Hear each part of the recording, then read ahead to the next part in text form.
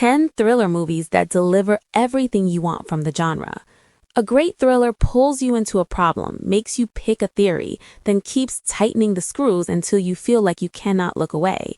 You are tracking clues, reading faces, and second-guessing what you thought you knew.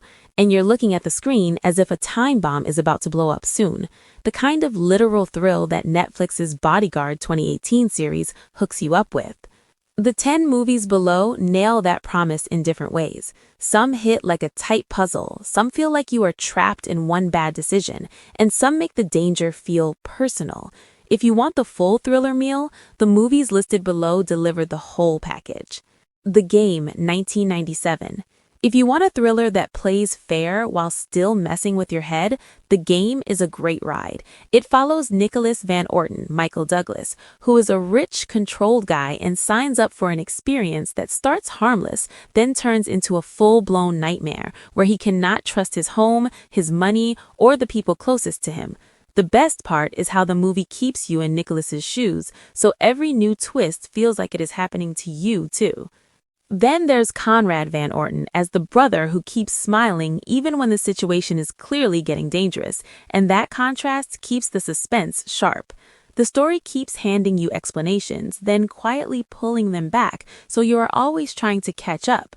Halfway through, you'll think you have figured it out, and then the movie shifts again. That's why it lands. The ending feels big, but it still fits the rules the film taught you. No Country for Old Men, 2007. Some thrillers sprint. No Country for Old Men moves slow and steady, and that pace makes every moment feel heavier. Llewellyn Moss finds a bag of money, $2 million, after a deal goes wrong, and the movie instantly makes that choice feel irreversible. You watch him plan, hide, and improvise, but the tension comes from the fact that the situation keeps getting worse even when he does things right. There's Anton Chigurh, who is terrifying because he's consistent in his chase. Then there's Sheriff Ed Tom Bell, who adds the other layer, the feeling of a world changing faster than decency can keep up. The film does not rely on speeches or extra music to sell dread. It stays plain, which makes it feel real, and that realism is the gut punch. Prisoners, 2013. Prisoners is what you put on when you want a thriller that refuses to let you breathe. Two young girls disappear, and the movie makes the fear feel immediate. The audiences follow Keller Dover, the parent who decides to go on the search himself and is thinking like a parent whose brain has flipped into survival mode.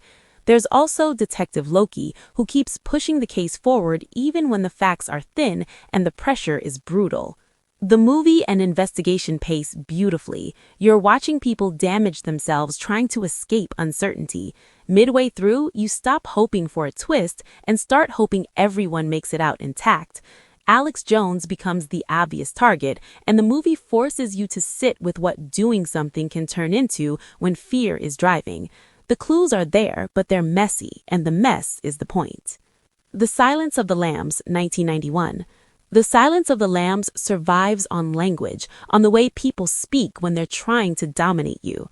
Clarice Starling enters the story already underestimated, and the film makes you feel that weight in every hallway, every lingering stare, every casually patronizing sweetheart. Catching Buffalo Bill is the objective, but the film transforms each step into a negotiation where every piece of information must be paid for and the price is never abstract. Then there's the iconic Dr. Hannibal Lecter, who lingers in the mind because his voice is so controlled, so precise, even as it wounds. Each line lands softly and leaves a mark. What makes Clarice compelling is that she never wins by hardening herself. She wins by remaining clear, attentive, and human, even when the room seems determined to unsteady her. The suspense endures because the film refuses to tip into excess. Shutter Island, 2010. Shutter Island hits that specific craving for mystery and paranoia, the kind where you're following a man who's absolutely convinced he's the only one seeing things clearly. Teddy Daniels arrives at a psychiatric hospital on a remote island, and almost immediately, the world starts feeling off. Answers sound rehearsed, patients speak in looks instead of words. Even the island itself seems engineered to trap secrets rather than reveal them. The The film hooks you because you keep waiting for the moment when everything finally makes sense. Chuck All is the other main character, and he's a relatively calm, grounding presence, which makes Teddy's gradual unraveling feel unsettling instead of over the top. The film tightens its grip patiently, circling Teddy's certainty through small, nagging details rather than loud twists. Eventually, the realization lands. The mystery isn't just the island, it's Teddy himself, and that's where everything crumbles down. The ending of this film makes you question everything and sometimes makes you feel that you wasted time watching it, but that's the hook too. The film hides it so well you only notice it in hindsight. Zodiac, 2007. If you want a thriller that understands obsession, Zodiac is it. And if you want a movie starring 3 MCU characters, this is it again. The murders and letters are just the entry point. The real hook is how the case stretches on, year after year, refusing closure. The film follows Robert Graysmith, who starts as a curious bystander and slowly turns into someone who needs answers. Then there's Paul Avery, bringing early energy, showing how differently the same mystery can hollow people out. The film also stars Ruffalo as Dave Tashi. What makes the film linger is its honesty. Memories blur, leads collapse, time does the real damage. Fincher keeps the pace steady, not sluggish, letting you feel the investigation fade into a constant mental hum. Heat, 1995. Heat is a rare thriller where the action is massive, but the real hook is watching 2 professionals slowly recognize themselves in each other. That's Neil McCall, planning like a man who's already accepted the job might kill him, and Vincent Hanna, someone who can't shut his mind off even at home. Los Angeles becomes part of the tension, wide, bright, and isolating, while the characters move with the calm precision of people who've lived this life for years. The film works because it refuses to treat the crime plot as the only story that matters. Edie shows what Neil gives up to stay free. Justine Hanna shows what Vincent does to stay great at his job. That personal cost never leaves the frame, even during the biggest set pieces. It's a lovely thriller starring 2 living legends. 7, 1995. This movie messes with your head in a quiet way. The city feels worn down, like nobody expects things to get better anymore. Somerset walks through it like he's already done the math on the world and doesn't like the answer. Mills shows up restless and loud, still believing he can push his way through a problem. Watching them work together is uncomfortable in a good way. You can feel how differently they see everything. Then there's John Doe, who barely shows up, but the case keeps moving like he's already 3 steps ahead. Tracy stands out because she feels real and normal in a movie that refuses comfort. When the ending hits, it doesn't feel sudden. It feels heavy, like the movie's been leading you there the entire time, and you just didn't want to believe it.